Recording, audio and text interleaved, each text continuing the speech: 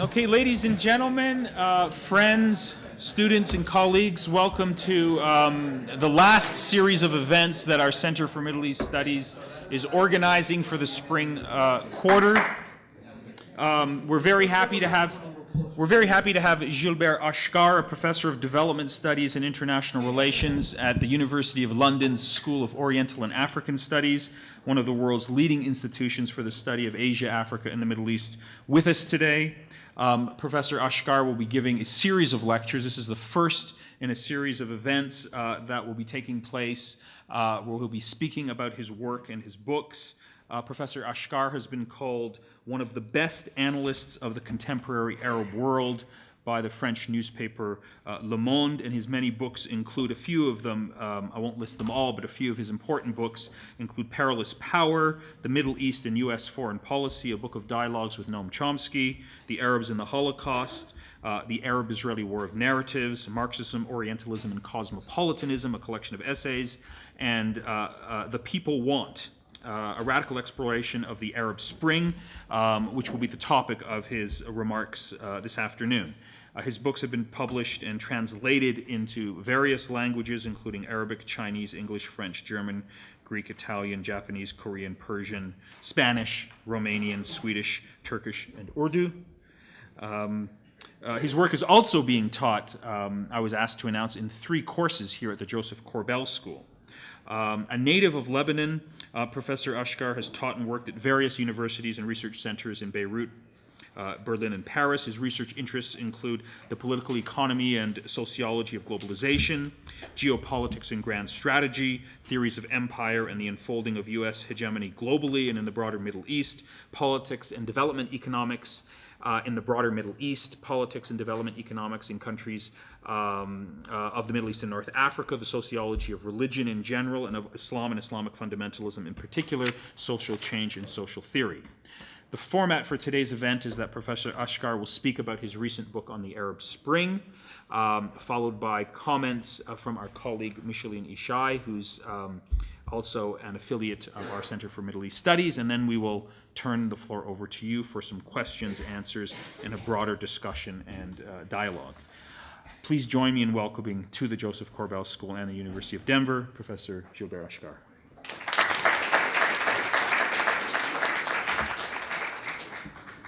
Thank you very much, Nader, and thank you very much to you and Danny for inviting me, for giving me this opportunity, and many thanks to Micheline for accepting to be part of this panel. I could have started by saying that Denver is giving me a very cold reception, but your warmth more than compensate for that. So thank you very much for all that, and it's really very nice to be here with you, despite the weather. Okay, so we have basically this format, which is my preferred kind of format. So that's why I'm also very, very grateful for you to join me in this as a discussant. And I very much look forward also to the discussion with you all. And this is a topic on which I'm sure there's a huge lot of questions that everyone has, and not only questions, maybe different points of view, or remarks, whatever, interventions. So I'm very much looking forward to this part of that. But in order to introduce that, if you want, I'm going to therefore to give a general view of the Arab Uprising, of my analysis, of my understanding of the Arab Uprising, based on the book, of course, and discussing also some of the most recent developments, and then we'll be able to discuss all that. So let me maybe start by what I just noted, a kind of lapsus maybe that Nader did, but which is very common. The subtitle of my book is A Radical Exploration of the Arab Uprising, not the Arab Spring. And I want to start from that. Why it's not a spring, although it has become the common, the very common way of describing these events. The term spring was applied as a label to the events from the very early period. And that was based on a certain expectation of what these events were about. Basically, they were seen as part of what is called, what in political science you study as democratic transitions. And in some way that was seen as a kind of culmination of what Samuel Huntington called the third wave of democratization. And the mood in welcoming the events at the beginning was, maybe you could find there some echo of the end of history, kind of euphoria that welcomed the collapse of the Eastern European states, when the view that was put forward was that with the liberal democracy and market economies, the history is getting at an end, and that's the end of the story. So you had very much this kind of view. And hence this idea of a spring, which would be a democratic spring and would end with free elections, new constitutions, and that's the end of it. That's end of the process. Reference, so many democratic transitions of this so-called third wave could be given. And that was essentially a misinterpretation, a misunderstanding of the events, and a projection over the region of different experiences, but in a very different context. The point is, if you think of democratic transitions, if you take the cases like, for instance, Brazil or South Korea, you have had democratic transitions crowning a process of intensive economic growth and industrialization. So in some way, it was a kind of political modernization of societies that underwent deep economic modernization. If you think of Eastern Europe, then there you have a very radical change in the social economic system. But it happened also very quickly, surprisingly quickly. Actually, it's one of the smoothest and most peaceful instances we know in history of such radical changes happening, and in such a short time. But the reason is because it happened in a very, very specific set of states where you didn't have any class owning, having stakes in ownership. But you had bureaucrats ruling the state. You had basically functionaries. You had, and that provided for a state when it started crumbling, collapsed very, very quickly, and surprisingly so for everyone. But that's extremely specific case, the kind of regimes that you had in Eastern Europe, where indeed the collapse came after a period of stagnation, therefore of fettered development, but you could have this change happening very rapidly because of the nature of the governments there, and which is very, very specific.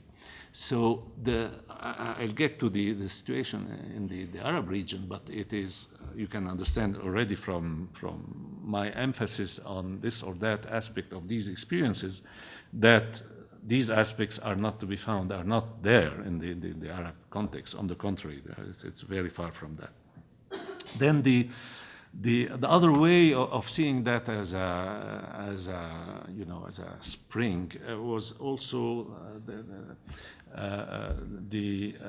depicting the whole events as a youth rebellion, basically, as you know.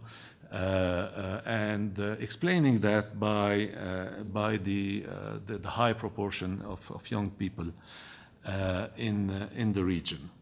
Now, if we stop here at this issue, because there we get into something more factual than the projection of schemes on another reality. If we look at this issue, we take a closer look, we'll find that actually the Arab countries, the Middle East and North Africa, I mean, do not have a higher proportion of young people than other areas of Asia and Africa, comparing what is comparable. It's a high proportion of young people, no doubt about that, but over the last few years, it became rather similar, not much difference with sub-Saharan Africa, even actually lesser proportion of young people, or South Asia, to take these regions. So if we try to look at what is specific about and related to the youth in the region, we'll find, if we look at the actual data and all that, we'll find that it's not the proportion of young people per se, but, and undoubtedly, the proportion of unemployed young people. It's the highest rates of youth unemployment in the world, and the region has held record rates of youth unemployment for several decades. And this already draws our attention to something that is not in the, in the realm of pure politics, democracy, freedom, and all that, which are all, or of course, aspects that no one can deny about this uprising.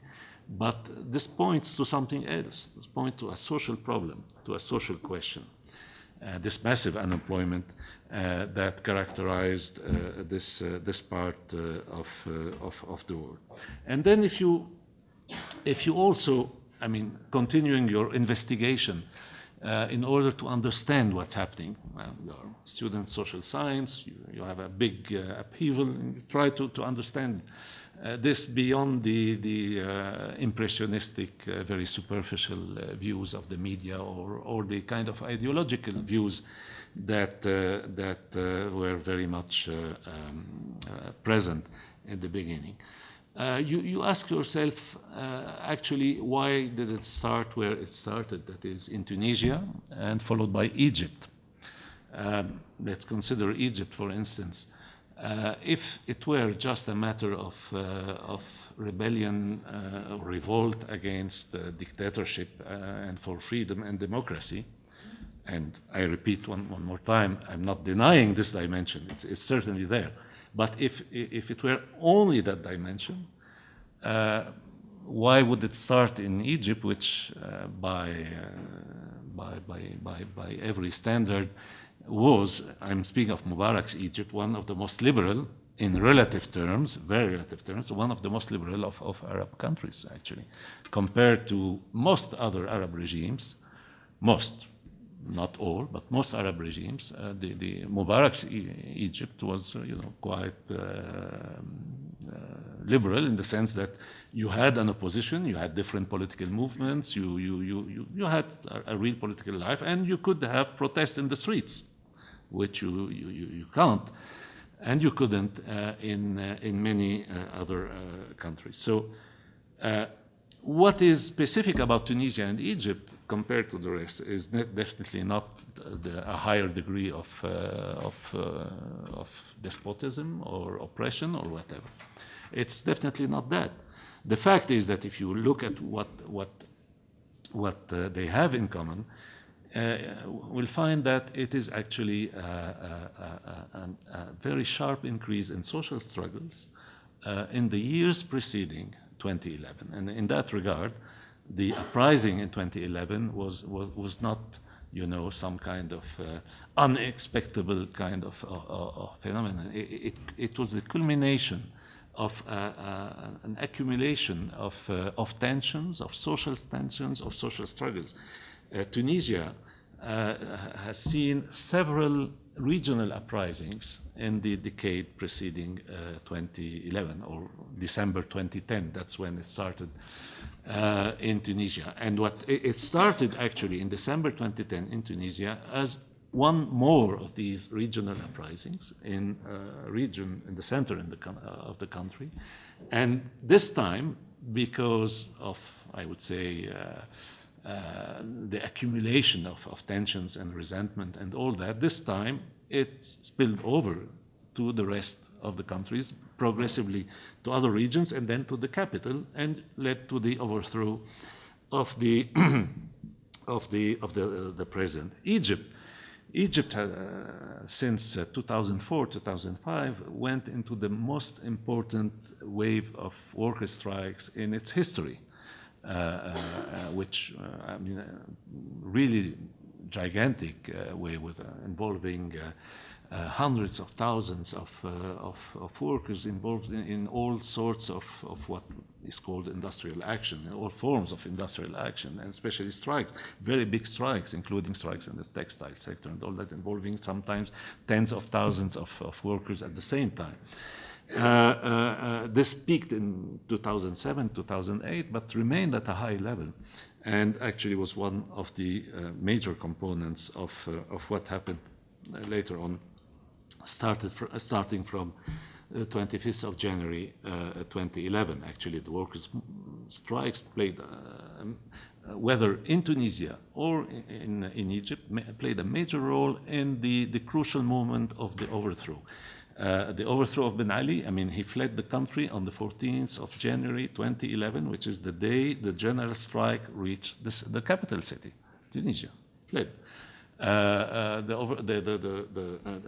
overthrow of Mubarak came after 3 days of a resumption in the wave of strikes. Starting from 8 February 2011, you had hundreds of thousands of workers went into strike and paralyzed the whole sectors of the economy of the country.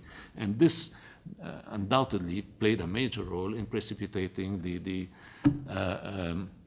overthrow of Mubarak. So we can see from this the social dimension, the important social dimension of these events. And this social dimension is on a background of something which is common among the countries of the region, which explains this regional dimension of the uprising, why it spread to this part of the world. And it's not just because, well, they have in common that they have despotic regimes and they speak the same language. Well, of course, these are contributing factors, but they have also in common, and that's actually even more important, the fact that all this region has had very low rates of economic growth, very low rates of development, the lowest rates in the world for several decades as a geopolitical region. And this fettered development, as I called it, produced everywhere massive unemployment, which explains why the region held record rates of unemployment in general, and more specifically, record rates of youth unemployment, record rates of female unemployment also. And these issues here are really crucial and essential in explaining the uprising. Now, when you understand all that, you understand that it can't end with just free elections and constitutions if the key question is not addressed. It's not a matter of just, democratizing.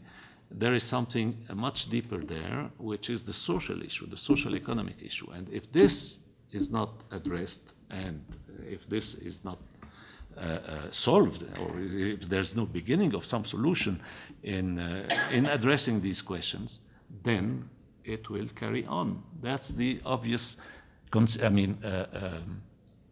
conclusion you draw from this kind of understanding that I've been summarizing.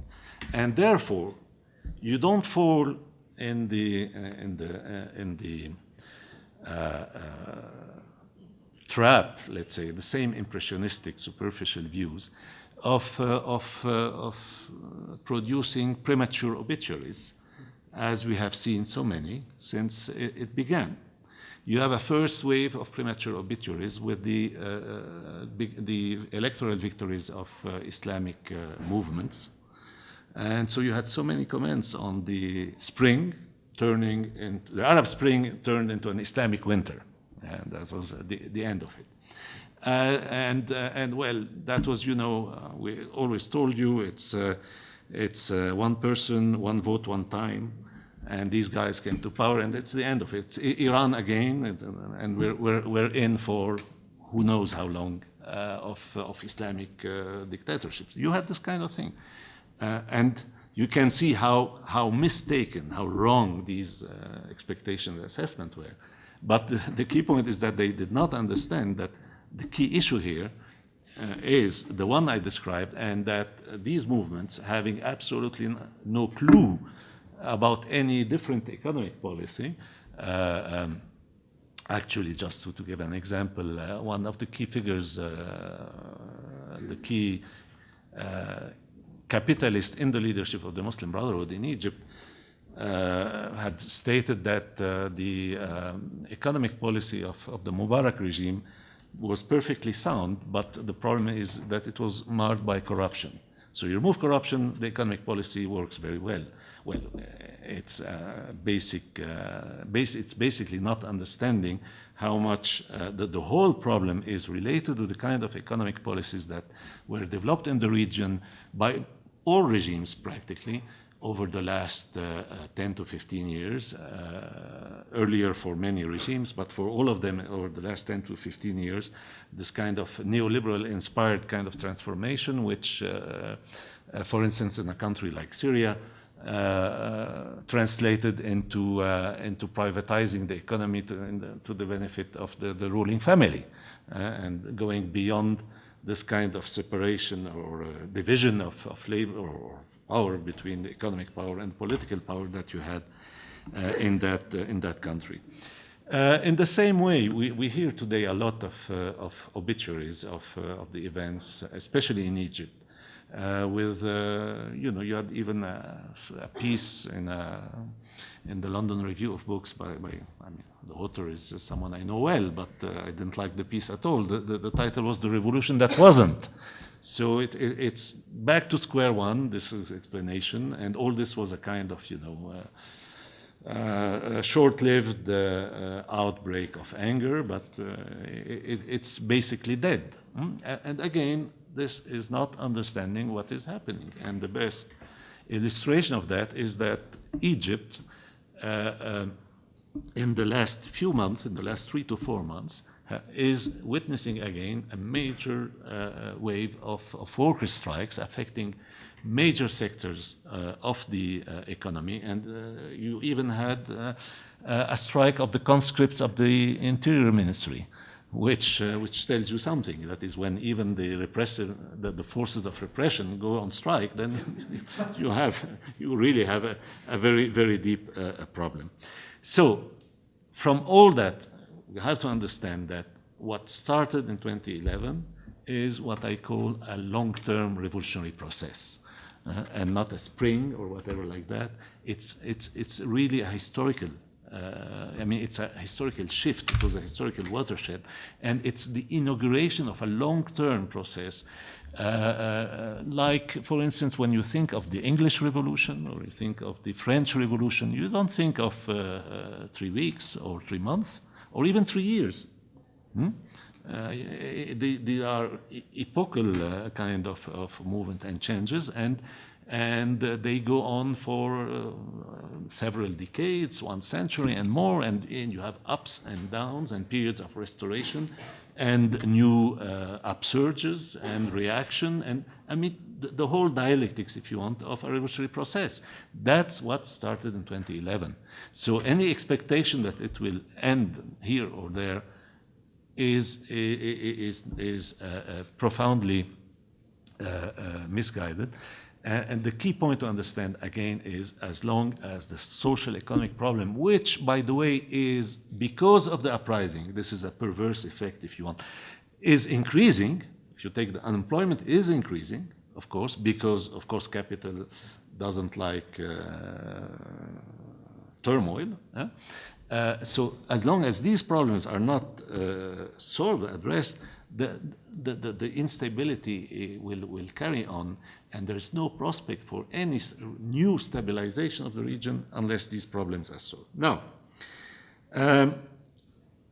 in addition to everything I explained, there are factors that make the process in the region even more complex than anything we have witnessed historically, I would say. It's an extremely complex set of conditions that we have. So let me emphasize two of these complexities, and that will be brief, of course. The first one is the kind of states that we have in the region. There's a famous book by someone who disappeared by an untimely death, Nazih Ayubi, overstating the Arab state, where he tried to explain that these states are weaker than what is commonly believed that they are. Well, in a sense, yes, he meant by that their ideological legitimation was weak. But it would be a very big mistake if you work on the assumption that these are weak states, because they can be extremely brutal and extremely strong in repression. That is extremely violent. That's the point is that this is the highest concentration of despotic regimes on earth, and the only one remaining as a geopolitical concentration of despotic regimes. It's not the only despotic regimes. You have others, North Korea or whatever, or China even if you want. But here you have a concentration of such regimes. And beyond even that, more importantly, you have the highest concentration of what we can call, using a Weberian terminology, patrimonial regimes. That is, that are regimes where the rulers own the state, as it used to be under absolutist monarchies in the past.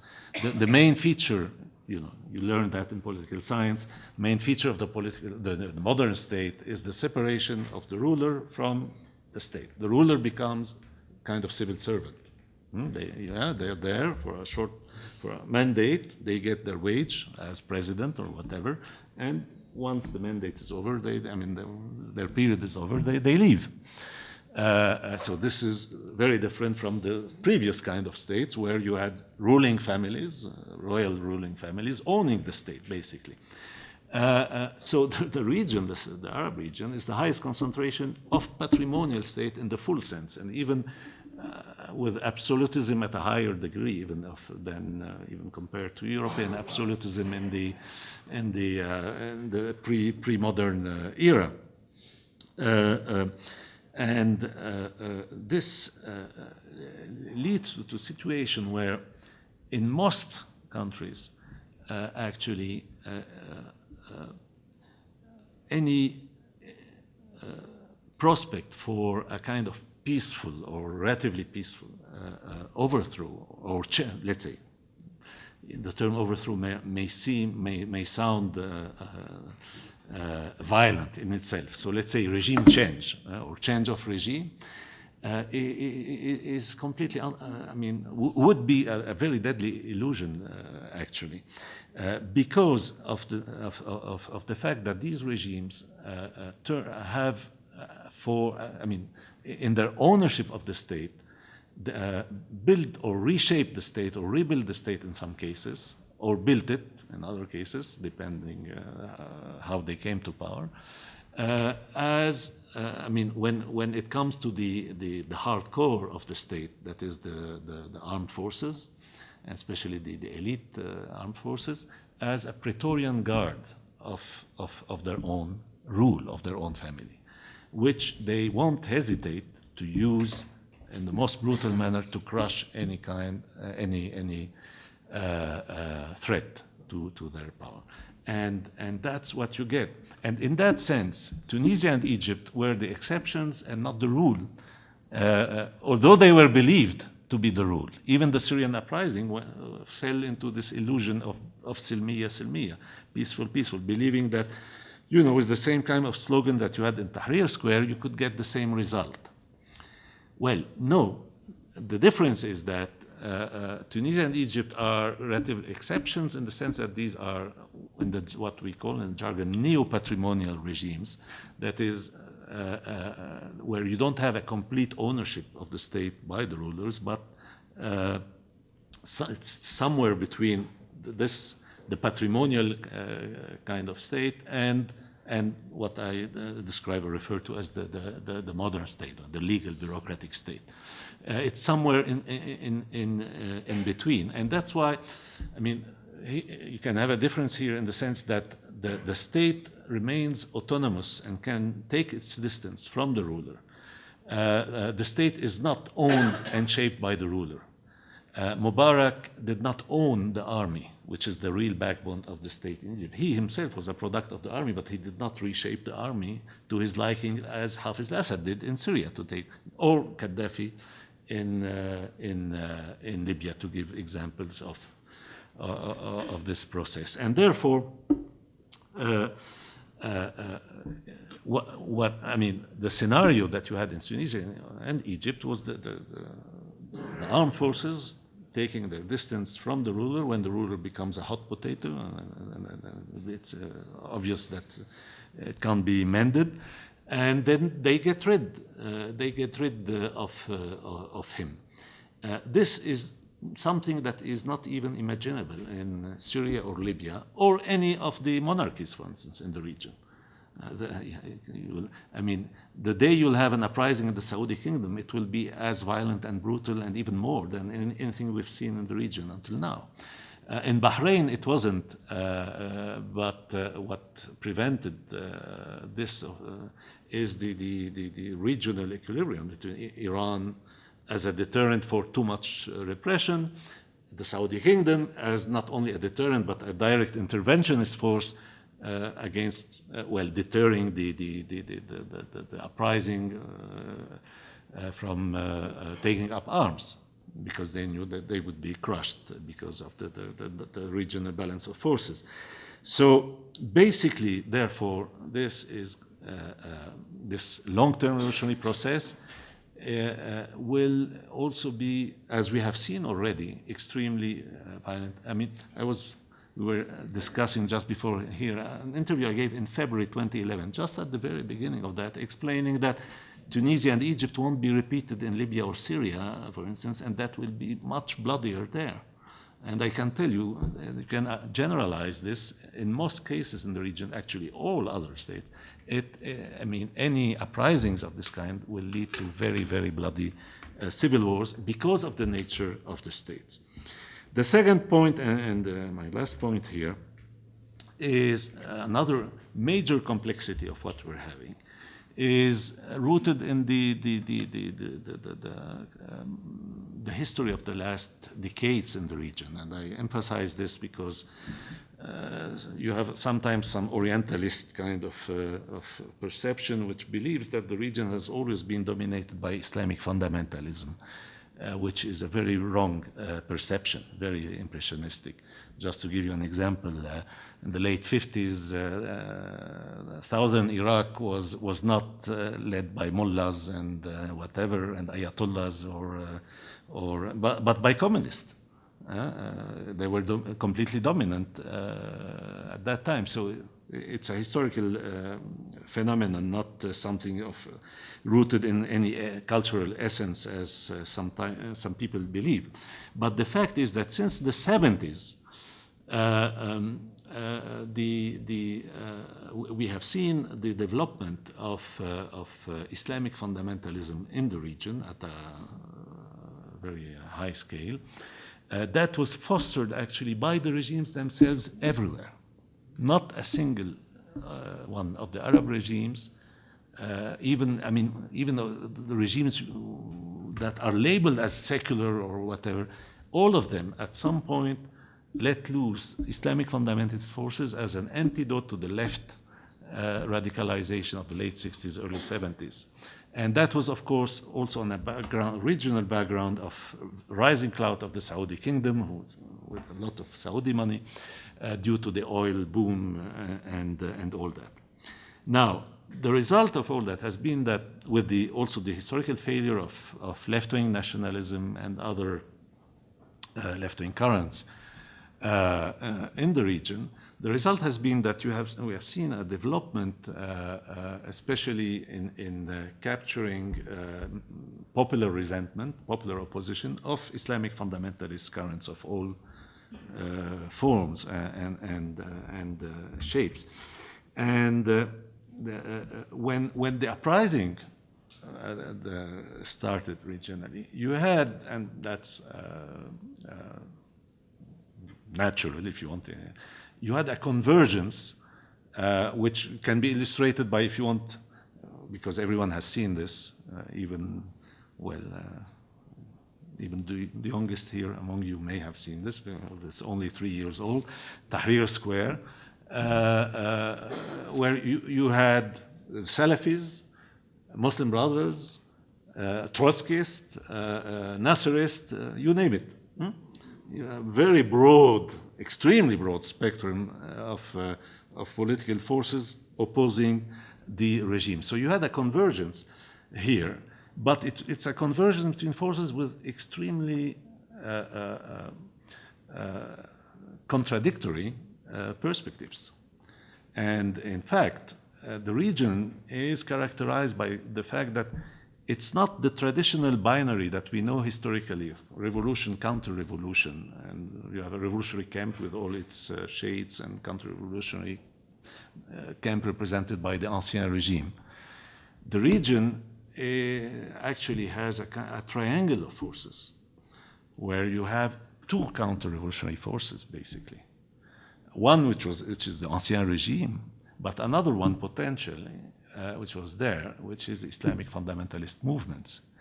And the two alternatives were represented even as options, political options, both of them, each one of them rooted in one of the Gulf monarchies, and the Gulf Cooperation Council being the stronghold of reaction, of the counter-revolution in the region, like the monarchies surrounding the French Revolution, for instance. The Saudi kingdom is the main defender, upholder of the Ancien regime everywhere, with the exception of Syria because of the sectarian dimension. They couldn't. Whereas Qatar played the card of co-opting the uprising through the Islamic fundamentalist movement, through the Muslim Brotherhood, of which Qatar had become the main sponsor after they broke with the Saudi kingdom in the 90s. So you get into this kind of situation, and you can understand it if you look at the Egyptian, but you can also see it in any of the other situations. You see this triangle of forces, and the key problem here becomes for the future, I would say, of the Arab Uprising, and I will end on that, is whether the forces representing the aspirations of those who set into motion this whole uprising, these networks of mostly young people using the social media, the workers' movement. I mentioned the key role of the worker movement. You can go on, and I mean, in Tunisia it was even much more important than in Egypt. The women's movement. I mean, all these components of or people here converging on a view of I mean, embodying the slogans of freedom, social justice, freedom and social justice, and the two dimensions. The whole problem is whether they will be able to build themselves as a third force representing the revolutionary aspirations and opposed to both other, to the two other poles of the triangle, whatever the transitory or temporary alliance with this or the other by keeping their own profile. I think that's here the key question about the future of all this uprising, because to say that it's a long-term revolutionary process does not mean at all that there is any happy end which is guaranteed at the end. We have seen also abortive revolutionary processes in history, and such, I mean, failures can even lead to very, I mean, very terrible consequences. And we have a kind of also image of this in Syria, and the very tragic development in Syria, and the kind of threat or danger that faces the Arab Uprising. So ultimately, things will be very much, I think, determined by that, and this is a historical crossroad, so we'll have to see. But the key point is that, again, it's certainly, I mean, what we can say, and this is the only safe prediction we can make at this point, is that we are only at the beginning of this long-term revolutionary process, and one major positive gain of this whole experience until now, and is feeding the long term, is the fact that the people discovered their ability when they express their will, and the people want massively that they can impose it, and this tradition now will be very difficult to reverse. I'm not saying it's irreversible, historically speaking, but it's still anyhow too fresh to be reversed, and that's why you will have continuous upheavals in the region until this historical process comes either to a happy end or to one which might be, and hopefully not a tragic one. Thank you very much.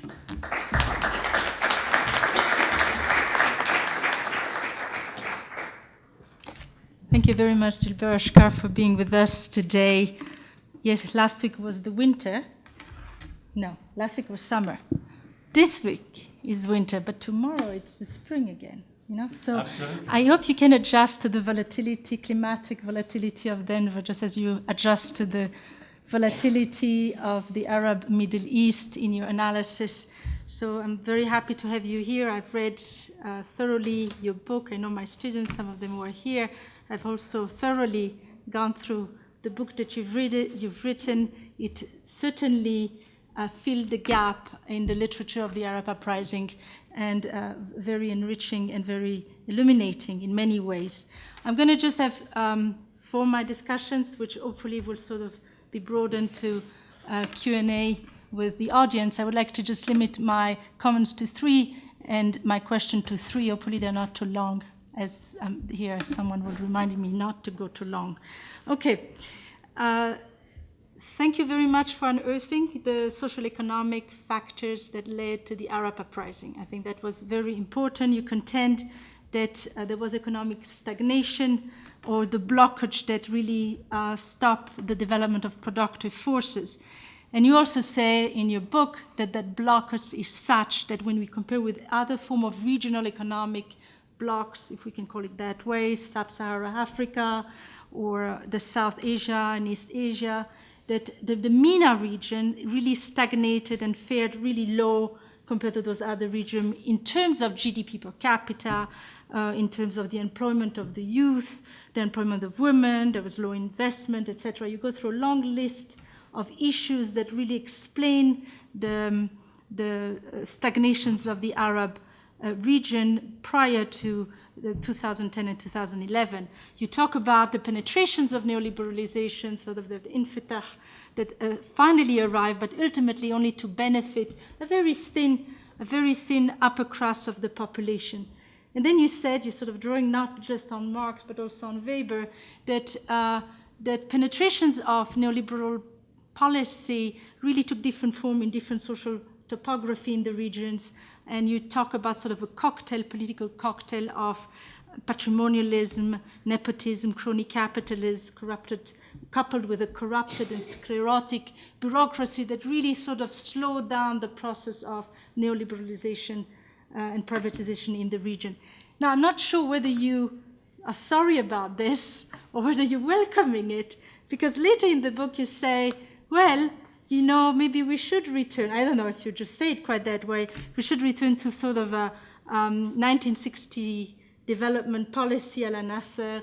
And if that's the case, is that what you are prescribing as to the future, the economic futures of the region? Because really, are we moving in which direction? Are we just, and if we are moving to a Nasserist state, socialist or capitalist formula, then really where we're going to get the investment that you seem to deplore in that in your causal arguments of the revolutionary uprising.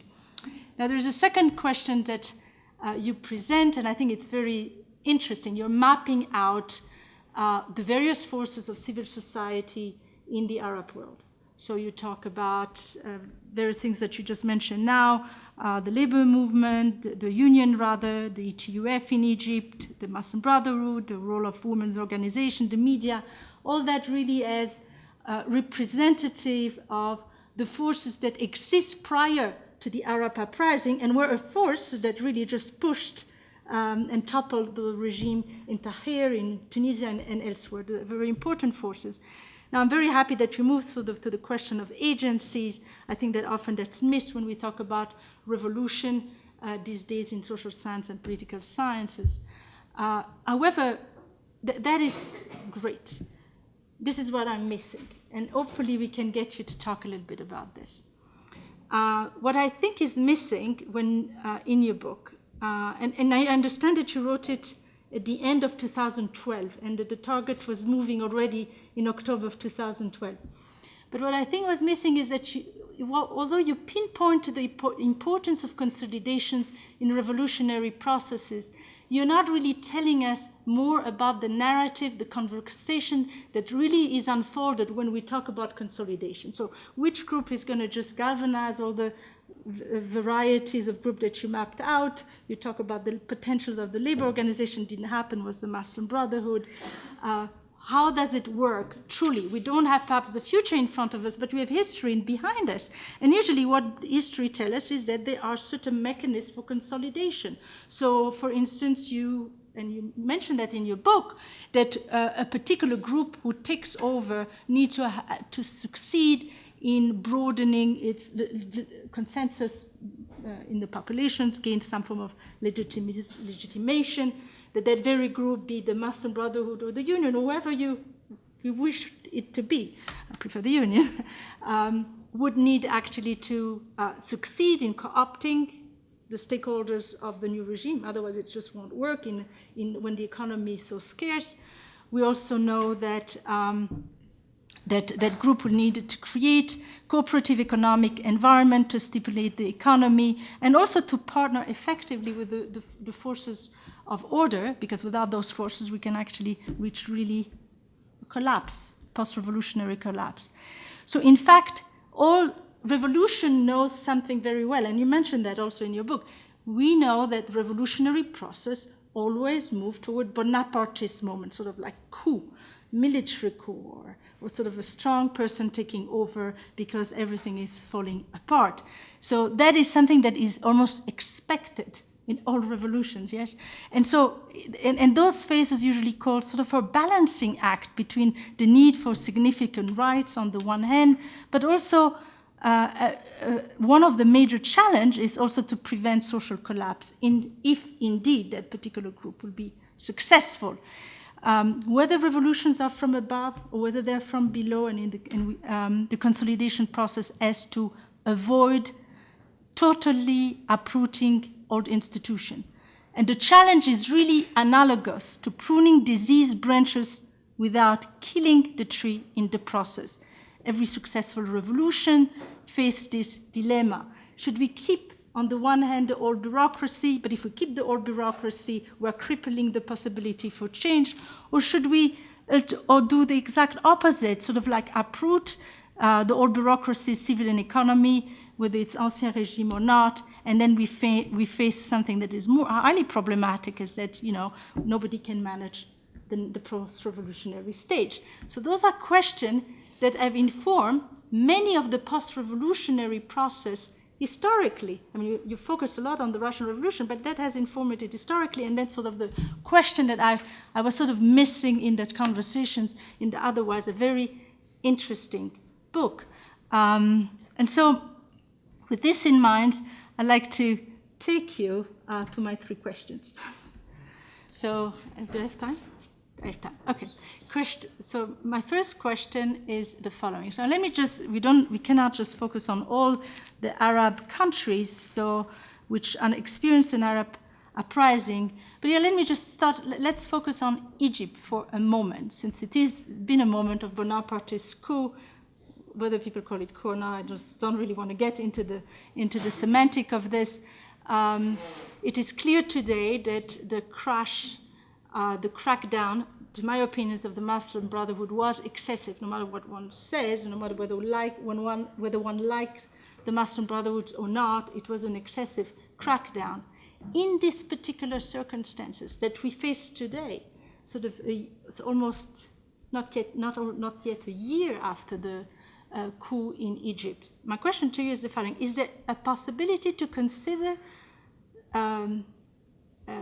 the role of El-Sisi as a Bonaparte, is of any sort? And when I say Bonaparte, I don't mean any dictatorial, repression, etc. Now he's of course a candidate for the new elections that will happen this month. The question that I'm trying to say: in which conditions can you actually, when you sort of like see the seeming return of the Ancien Régime, or perhaps the beginning of the Bonapartist moment, under which condition can you see that those are moments in which the seed for liberal reforms can also be adopted? Is that an option? Is it something we can consider or not? I would like you to think about that, particularly in light of the Bismarck of the 19th century, the Ataturk of the 20th century. If you could refer to that. Second question is really, you mentioned about Syria. I'm reading the paper. A lot of people are coming back to Homs today. Is it over? Did he win? Did Assad win? What do you think about this? I know here Nader Hashemi and Danny Postel had written a New York Times op-ed in which they were calling for a limited intervention in Syria. Is it too good, too little, too late at this point in time? What are your thoughts about this? What are the consequences with respect to your progressive positions, and dialectical positions about what could happen next? Third, and it's my last question, and it's really the role of external actors that could be used for stabilizations and democratization. I know that you have sort of like welcome, if I remember correctly, the intervention in Libya, or the no-fly zone intervention in Libya, as something that was a positive interventions by NATO. On the other hand, when you talk about Gulf country, you see that as a very conservative forces that will actually bring more of the anti-democratic impulses in the initiating countries of the revolution, such as Tunisia and Egypt. So I was wondering, really, what is your views about external forces? The reason why I'm asking this is because when I go through history, there are 2 historical periods that really come to mind that are very similar to the 2011. On the one hand, we have 1848, which was a period of historical contagion, which did not really see the interventions of external force. Although at the end of 1848, we know that the concert of Europe woke up and then crashed the revolution.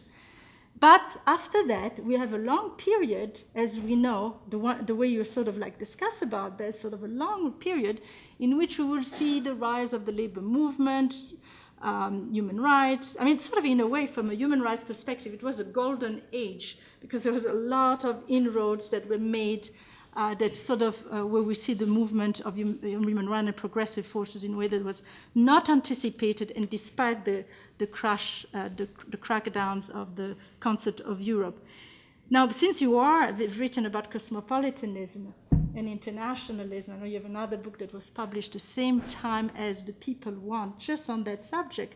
It's very interesting because, you know, as 1860s and then the 1870s was the period in which you see the creation of the First and the Second International, which were, interestingly enough,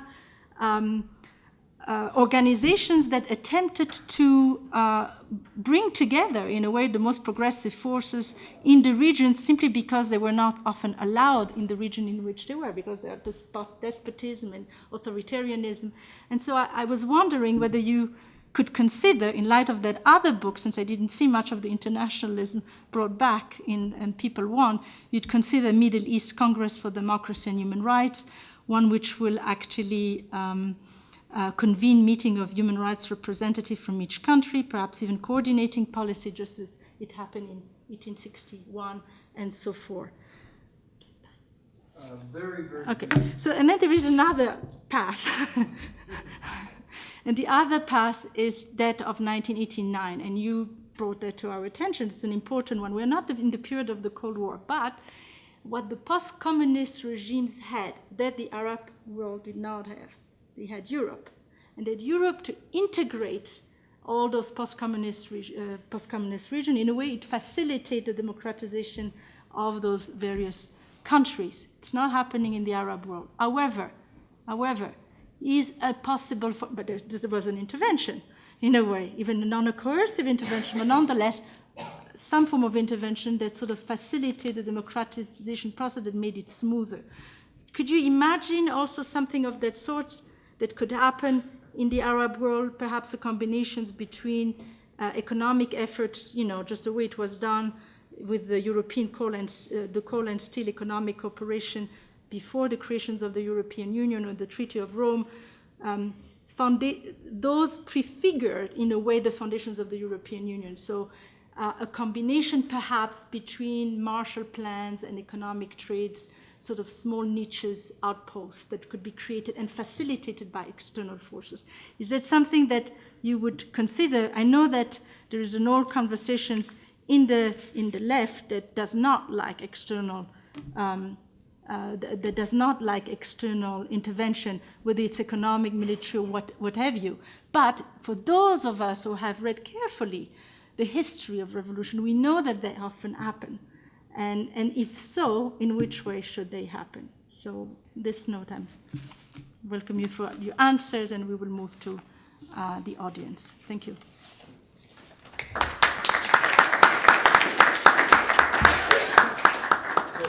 Just to remind everyone, I'm going to give the floor to Gilbert to sort of respond to some of the questions and comments that Micheline has posed to him. Then we'll quickly go to questions and answers. Sit or stand, whichever you prefer. Thank you very much, Micheline, for this these very stimulating and interesting remarks, and they are so stimulating that I would need much more time than what I took in my presentation to give any kind of answer that is up to the level of what you're asking me. But let me nevertheless try as briefly as possible, because we are limited in time. So, and all of you here may have questions, and we will be able to continue also in private our exchange. Maybe starting by taking your questions so addressing them as the questions, not the whole remarks, but the remarks were related to the questions. First of all, this issue of Bonapartism. If we take Bonapartism as just being let's say, an authoritarian ending of a period of turmoil, then the concept loses any interest. It's not about that, actually. It's about the executive substituting itself to the class, to the dominant class economically. And it comes historically in a period of ascendance of this class. So Napoleon Bonaparte was not a return of the Ancien Regime, not at all. He was overthrown by the Restoration. He was a continuation of the revolution in another form. It took the paradoxical form of an empire, but basically the action he did in transforming France was very much a continuation of, and in spreading the changes to the rest of Europe was very much a continuation of the revolution, the impetus of the revolution. He was a man of the army, but which army? The army of the revolution, not the army of the Ancien Regime. Yeah? So from all these angles, if you take, it's an interesting comparison, Sisi, you find that he has nothing to do with Bonapartism, and for that matter, with the Egyptian version of Bonapartism, which is very specific, which was Nasserism, which had some kind of progressive agenda.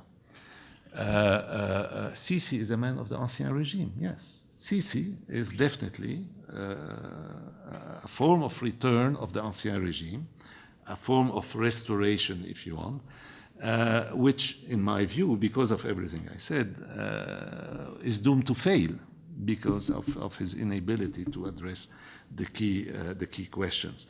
But basically, that's what he is. Even the comparison with Nasser, of course, is also quite telling, and one can see how much the attempts at presenting Sisi as a new Nasser in Egypt are mystification, are just propaganda, because basically Nasser, you had a group of young officers. No one had beyond the grade of colonel, actually, and they had to find one general from the army to be with them, and they put him at the beginning as president. They overthrew the hierarchy, the military hierarchy, and they overthrew the regime completely, the old regime. So they were, in that sense, revolutionaries, if you want, or radicals. Sisi was a man of the regime, 100% of the high brass, and a man in charge of all sectors of the army, of the military intelligence. So you can see how much a man of the Ancien Regime he was. So, and on the other hand, he is not representing any social force which is on the ascendance in that country. He's just representing the continuation of the old social order. So in that regard, there is no room now for any kind, at least not represented in Sisi, of Bonapartism. Could you have a kind of Bonapartist outcome of all that? Well, I don't know. This would be a matter of pure speculation. Can you have, again, young officers somewhere toppling the regime and all that, and leading their countries to... I think this period of history is rather over. It was the 60s, 70s, and all that in the region. I don't see much of a room for that, especially that the armies themselves have been very much turned into, the officers and all that, the structure of the armies of today is not the post-independence, still fresh kind of armies where you could have such events. And that's why, actually, you look at the rhythm of coups in the region. It was extremely intensive in the post-independence years, and then in the last decades, you hardly have any coups. And what we are calling coup now in Egypt is not a coup in the sense that the army overthrowing the regime, but it's what I call a conservative coup. That is, the army trying to stop a massive uprising, which is revolutionary in its nature. Assad, did he win? Well, for the same reason, he can't win. He can win in the short term, in the sense of what we are seeing now, but in the sense of defeating completely the uprising in Syria, it's impossible. I mean, what started in 2011 is something that can't stop as long as the regime is there. There is no possibility of any stabilization of Syria as long as this regime is there. And even more so now with this accumulation of death, of terrible crisis, of a government, a regime that did not hesitate destroying its own country. I think it's unprecedented in history, in modern history, to see a regime using the full range of its weapons in destroying, even weapons of mass destruction, in destroying its own country. I mean, the images of Syrian cities are like those areas of Lebanon that were bombed by Israel in 2006. But that was Israel bombing Lebanon, not a government bombing its own country. So that's now, U.S. intervention, I mean, if it were to happen now in the form of a no-fly zone, I would have now, at this point in time, I would have the same attitude I had about Libya, which was not support for. It was just saying that, I mean, something that I can't see how we can oppose in as much as it achieves this goal of preventing the regime from using what is its decisive military edge, which is aviation, if you're speaking of a no-fly zone. But the Obama administration can give you as many arguments as you wish in order to explain how dangerous it would be and all that, and how little popular or how little popular support there is in this country for any new military adventure. We can take all this into it. One thing is, which in my view is something that I would be definitely in favor, is arming the uprising, providing the uprising with these anti-aircraft weapons, with which they could do themselves what it would take otherwise a no-fly zone imposed from outside to do. But the point is, the United States, for reasons that Nader and Danny, for instance, discussed a lot, did not do that, and the result is that I consider the United States as co-responsible in the massacre in Syria. There is a direct, I mean, this is what I call, and you are a French speaker like I am, non-assistance à peuple en danger.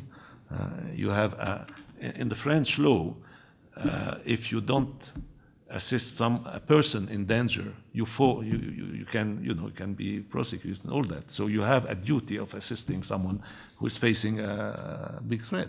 Here you have a people in threat, and there's no assistance.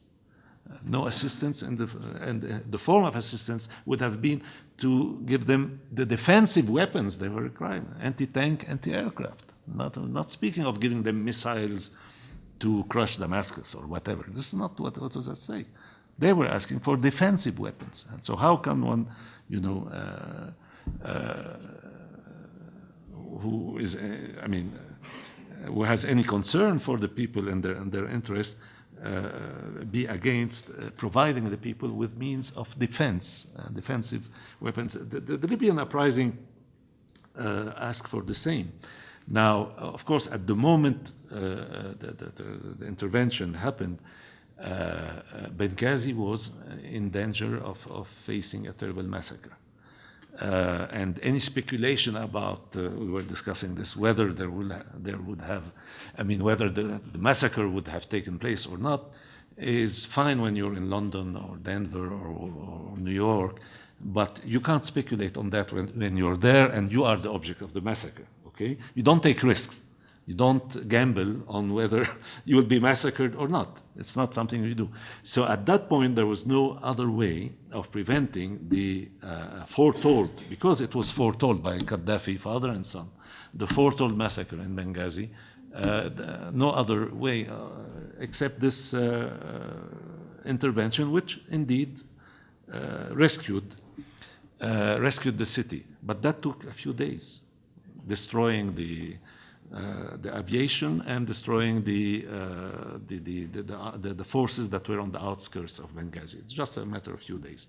After that, the continuation of the intervention, that's why I am if not knee-jerk, by a knee-jerk reaction opposing any form of intervention at any moment, I remain deeply critical of any intervention by imperialist powers, whether they are United States or Russia, which people forget as an imperialist power. Okay, so any intervention by such forces is something, towards which I am a priori very critical. But there are moments in time when this is, if you want, the only, for instance, perspective in order to save lives. So then this will dictate the kind of position you can take at a specific moment. On human rights, from everything I tried to explain, the issue here is precisely not one that can be reduced, and sorry for the term, I certainly agree with you on the importance, of course, of human rights, especially if we take human rights in the broader sense, the 1948 sense, involving social rights, which is forgotten most of the time. Even when you read the Declaration, the Universal Declaration of Human Rights, which is one of the most progressive documents there is, history is a kind of document, it includes the right to work, the right for people to have jobs. It's a right. So if you take human rights in this broader sense, that's fine.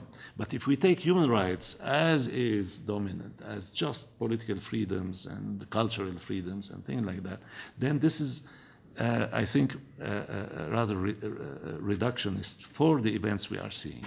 And that's the difference with Europe, 19th century. There you had, if you want, an economic transformation going on and progressing at a tremendous pace, okay, and which was not yet matched by a transformation of the political environment and rights and all that. And this became implemented despite the defeat, and that was a spring. It was short-lived, 1848. Despite the defeat of 1848, as you very correctly pointed to, this became implemented through the continuous struggle, the rise of the workers' movement, etc., that happened at the European level.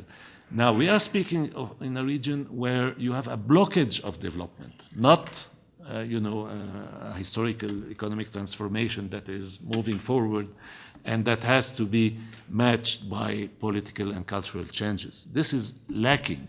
So what is needed is unblocking this, and the only way to do that is by a radical social transformation that involves, at the very least, the dismantling of the rentier patrimonial or neo-patrimonial states that you have.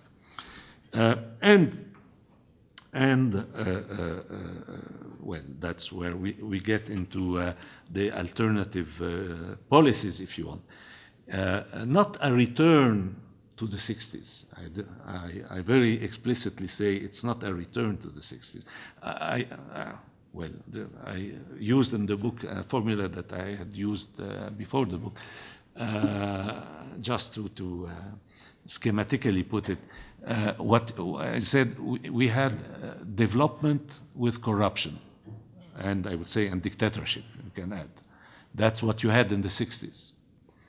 Now, after that, with the Mubaraks, the Sadats, all that, came corruption without development. And corruption and dictatorship without development. That's what you got. So what is needed is development without corruption and dictatorship. And so basically we have to get back to developmentalism with a key role of the state in guiding and fostering and all that the economic development, but with not under dictatorial conditions, but under deeply democratic conditions, which were made possible by this eruption of the masses, of the people on the scene of history in the region. And this is the key point. The people want here. This opens to you the way for popular control. And that's the key point. What we need is developmentalism with real democratic popular control. And that's the only way to have development without corruption and without dictatorship, is through popular control. I would say that that's the way forward as I see it. Thank you. We have a little bit of time for questions. I think there's a class coming in here in approximately 20 minutes, so we'll take a few questions and then we'll wrap it up. Haider. Oh, thank you. Actually, I agree with your last formula very much. Developmentalism with what I would call deepening of democracy. But I'm interested actually in another issue. I think you and Micheline, between you, have set the agenda for the next 5 years of discussion. But I very much liked one part of your book, The People Want, pages 116 to 118. And I was really pleased, although one could reformulate this in Foucauldian language of governmentality, but you go back to Lenin's 1915 article on the collapse of Second International and identify the three conditions which most leftists just state schematically and deductively, but you actually elaborate on them. So one is that the ruling class can no longer rule in the old way. The other is the ruled can no longer want to be ruled in the same way. And the third, which is crucial, is the subjective agency issue. And there, I think Middle East is very complicated, and you cite also the sociologist Dalal al-Bizri about Egypt. I think he's right on mark there, and I don't think that... She, I'm sure. Most of the people I quote in the book are she's, by the way. Okay, I didn't know. I'm proud of that. Okay, I learned something else today then. Okay, thank you. I would pose the following question. If we are to see this in nuanced class terms, right, so that we don't talk about one class like proletariat in monolithic way, there are cross-cutting alliances and contradictions within each sphere. What kind of emergence of the possible class coalition from below that you see in Egypt in particular, beyond this election, say within the next 5-10 years? What is, sorry? What kind of emergence of incipient class organizations, class formation, even you might say, coalitions between the peasantry and the workers and students and petty bourgeoisie. What do you see? Go ahead. Yeah. Okay. Thank you very much. Yeah. I mean, that's also indeed an important issue, and thank you for raising that. But and that's where we can connect to what Micheline was saying about. For instance, Nasserism. Well, Nasserism today in Egypt is not embodied by, or represented by Sisi. It's represented by the only contender of Sisi, Sabahi, who's a real Nasserist. Sisi is a completely fake Nasserist. There's nothing to do with Nasser, actually. Sabahi is the real Nasserist and is a civilian and someone with a democratic discourse, human rights, denouncing the repression, the crackdown, as being, not the crackdown itself, but he is taking his distances very clearly from the rhetoric of the war on terror and saying that you can't, in the name of the war on terror, suppress liberties, and you can't deal with demonstrators in the street, peaceful demonstrators who are not holding arms, weapons, as terrorists, as the regime is doing presently in Egypt. So I mean, this represents, if you want, the kind of coalition of forces that may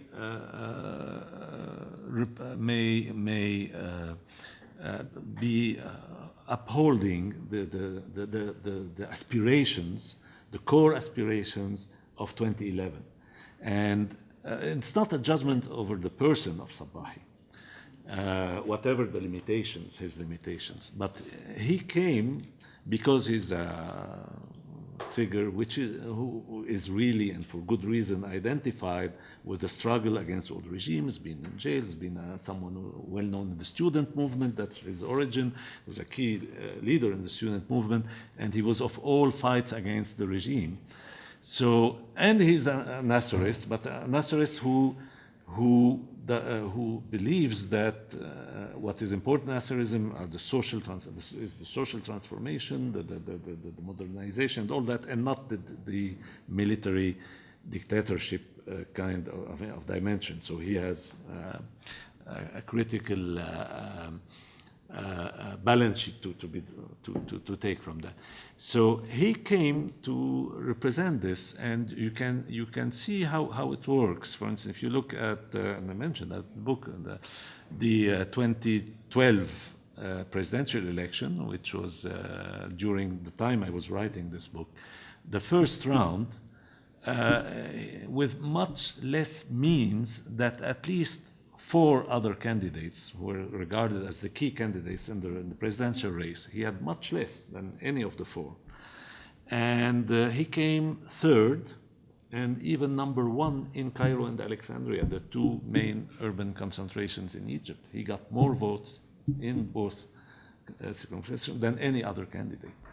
And why? Because he was seen really as this third force, as I was mentioning, that is at equal distance from the Ancien regime, who was represented at that time by Shafiq, the military, and the Islamic fundamentalist other counter-revolutions, if you want, represented by Morsi.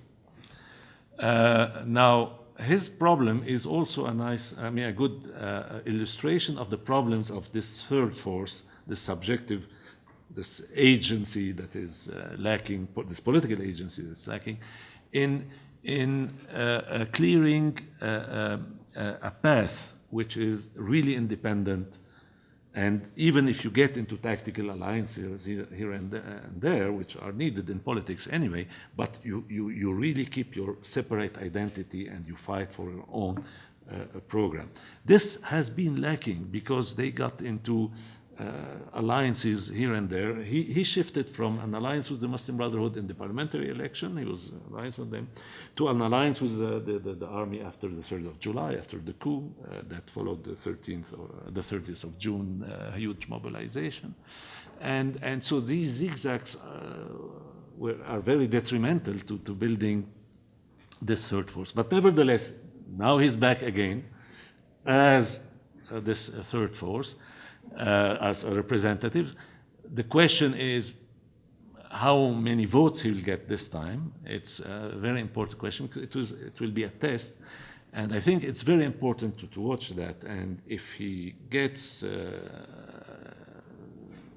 significant vote, that would be a very good sign for the future, because it is becoming a test between boycotting, which is the Muslim Brotherhood, Sisi, which is the Ancien regime, and those who will vote for him, who won't be a majority, I mean, unless you have a miracle,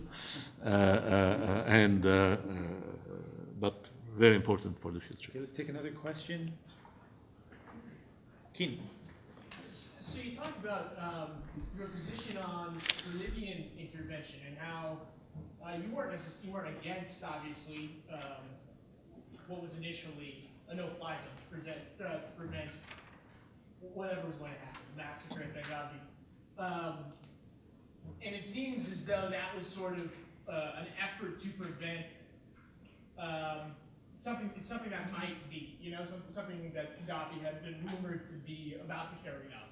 In Syria, you obviously have 150,000 people killed. The massacre has already begun. So in practice, being sort of not against a no-fly zone, how does that differ from being in favor of supporting one? Because obviously that would be theoretically much more effective than scattering anti-aircraft weapons to various bands of rebels that maybe or maybe the United States supports. Oops. I mean, what I'm in favor of is what, in my view, would be the best scenario, if you want. I don't trust Washington at all. I didn't trust Washington in Libya. I just said, that's why I never said I support the intervention in Libya. What I said is I can't oppose the intervention in the initial phase of it when the future of the population, of the lives of the population of Benghazi were at stake. And you had the danger of a massive massacre in 2 weeks, not in 3 years as you have in Syria nowadays, which is a different story. But if you look at the intervention in Libya, and that's it, it was all the time. First of all, it was a low-intensity intervention. I wrote a long piece on that. If you're interested, it's available online. It was a low-intensity intervention because they wanted things, you know, to take the time during which they were negotiating with the regime for a compromise. Basically, they wanted. They were wishing that Gaddafi would accept to step down and hand power to his son, Saif al-Islam, the LSC doctor, and that, you know, you can be sure that would have said, okay, fine, now you guys of the opposition who are the National Council, you should accept a compromise. This didn't happen. The insurrection of Tripoli is what thwarted this kind of perspective. And it took even NATO, in that sense, by surprise. And so that's why, had you had an intervention of the United States in Syria, I'm sure they would have imposed on the Syrian people a compromise with the regime, because that's the line of Washington in the region. It is, I mean, you have people who still believe that the program of the US government is regime change. They don't understand that there has been not a regime change, but an administration change in this country. And that regime change is over. It was killed in 2006 by the major disaster that the Bush administration faced in Iraq. Since then, the view is what they called in Washington at the beginning of 2011 orderly transition, which means compromises, keeping the state. They keep saying, just read the literature in London, in Washington, the lessons of Iraq. And what are the lessons of Iraq? Well, the major blunder we did in Iraq was to dismantle the state there. We should have kept the state, Saddamism without Saddam, and everything would have been fine. So we made this big blunder, and these neocons really led us into this trap of dismantling the state, and we got chaos and this disaster. So that's Washington's policy now, faced with 2011, is this orderly transition everywhere. The Yemen solution, as Barack Obama said he wanted for Syria. Now, I'm not reading in his mind. He said it very clearly 2 years ago. For Syria, we are for the Yemen solution. What is the Yemen solution? It's a caricature it's a real abortion of the revolution, in the sense that, the former president is still, very heavily present in the country and in the institutions and everything. So that's the key point, and that's why I am not in favor of their direct intervention through which they can have, such leverage, big leverage on the situation. But I am in favor of the Syrian uprising getting their weapons from wherever, from the devil, whatever. Yeah, I mean, they need weapons to defend themselves. That's why I am very much in favor of supplying them with the weapons they need. Okay, last question at the back, and then we'll have to end it. So you said the Libyan intervention was low intensity, but don't you think the no-fly zone decision was made even before Gaddafi declared to crush the uprising in Benghazi? He was already decided on a no-fly, to implement a no-fly zone and remove Gaddafi, even before Gaddafi said, I'm going into Benghazi. So my question is, they armed the rebels from week one. No, They did. no, no. Libya? Yeah. Weapons were coming to Benghazi from the GCC and the Arab group through. Very limited, and it was more in the west than in the east in Benghazi. Very limited. Bombing Tripoli on a day-to-day basis, military institutions and brigades. Your question? So my question is, it wasn't at low intensity. If you're opposing intervention in Syria, there is a massacre right now in Syria, so we should have intervened, don't you think? Well, I'm sorry, but I think I replied already to this question, why I'm not in favor of direct intervention in Syria.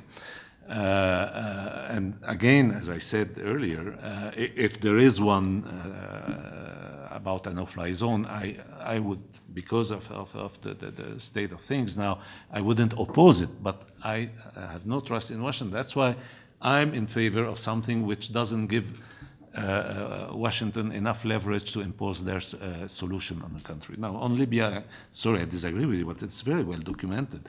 The Libyan uprising essentially used the weapons that they took on, because you had a more important split in the regular army in Syria, in Libya than what you had elsewhere, and more sudden, and therefore they took much more than this gradual process that you had in Syria, and even locally.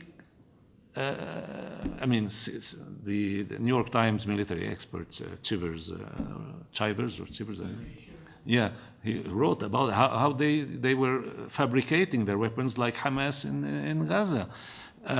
There were some dropping of weapons by the French and Qatar at some point. This was quite limited and in an advanced stage in the West, essentially. But no, it was, and when I say low intensity, it's about also the bombing compared to any campaign of bombing waged by NATO since the Balkan Wars. This is by far the lowest intensity of all. And that was for a purpose, as I said. And it's again, this is documented, but they were, the blueprint was, we have to keep the state. And even now, if you look at the Syrian National Coalition, which issued a few months ago a big statement in big things, no debassification in Syria, which is ridiculous at this stage of massacres, that you say that in Syria you won't debassify. But it's only because Washington, they believe that they would get support if they say that. They put that in their documents because you have this pressure. The lessons of Iraq. The same way the Libyan National Council had the same kind of statements, explained, okay, we're not going to, etc. This is what Washington and Western countries in general are, this is their main concern, to tell these guys, you shouldn't dismantle the state. The fact is, Libya, of all the uprisings in the region, is the only one where the deep state, as it's called in the region after Turkey, has been dismantled because it's a civil war which was triumphant. It's the only one. Egypt, you can see, that the deep state has not. Mubarak was removed, but the main, the bulk of the iceberg, the tip of the iceberg was removed. The bulk of the iceberg is still there, very much there. Great, thank you. Thank you very much. Okay. Thank you, Gilbert, for your assessment and interpretation of the Arab uprisings, not the Arab Spring. I appreciate it very much. Micheline, as usual, thank you for your constructive criticisms and comments and deepening the quality of today's event. 2 quick announcements. Gilbert Achcar's books are on sale outside, and there's a rumor that Korbel students don't read and don't buy books, so let's prove them wrong. by if you're interested in his books. Buying those books. And just a reminder, tomorrow he's giving 2 more presentations, 2 more talks on his 2 other books, on Marxism, Cosmopolitanism, and Orientalism, tomorrow at 12 noon, upstairs in room 301. And then his evening talk will be on his very important book on the Arabs and the Holocaust at 7 o'clock in the hotel management room building. Is that right, Danny? Yes, the Yeah. Joy Burns Center, we're being. At 7 o'clock tomorrow evening. Yeah, thanks for coming. Thank you.